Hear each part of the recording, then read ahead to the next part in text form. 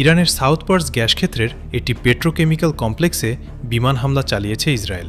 ইরানের আধা সরকারি সংবাদ সংস্থা ফারাস নিউজ এক টেলিগ্রাম বার্তায় জানায়, বুধবার ভোরের হামলায় স্থাপনাটিতে আগুন ধরে গেছে এবং উদ্ধারকারী ও ফায়ার সার্ভিস কর্মীরা বর্তমানে ঘটনাস্থলে রয়েছেন।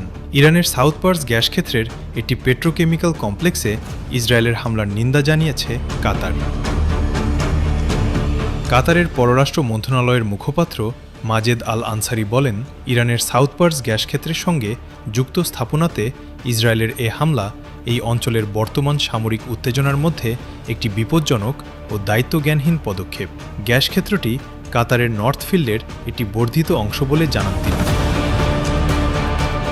কাতারের পররাষ্ট্র মন্ত্রণালয়ের মুখপাত্র সতর্ক করে বলেন, জ্বালানি অবকাঠামোকে লক্ষ্যবস্তু করা বিশ্ব জ্বালানি নিরাপত্তার পাশাপাশি এই অঞ্চলের জনগণ এবং পরিবেশের জন্য একটি বড় হুমকি। তিনি আরও বলেন, গুরুত্বপূর্ণ স্থাপনাগুলোকে লক্ষ্যবস্তু করা থেকে বিরত থাকা জরুরি। এই বিষয়ের ওপর আমরা বারবার জোর দিয়েছি। এখন সেই আহ্বান পুনর্ব্যক্ত করছি। ইরানের আধা সরকারি সংবাদ সংস্থা ফারাস নিউজ জানায়, আগুন নিয়ন্ত্রণে আনা সম্ভব হয়েছে।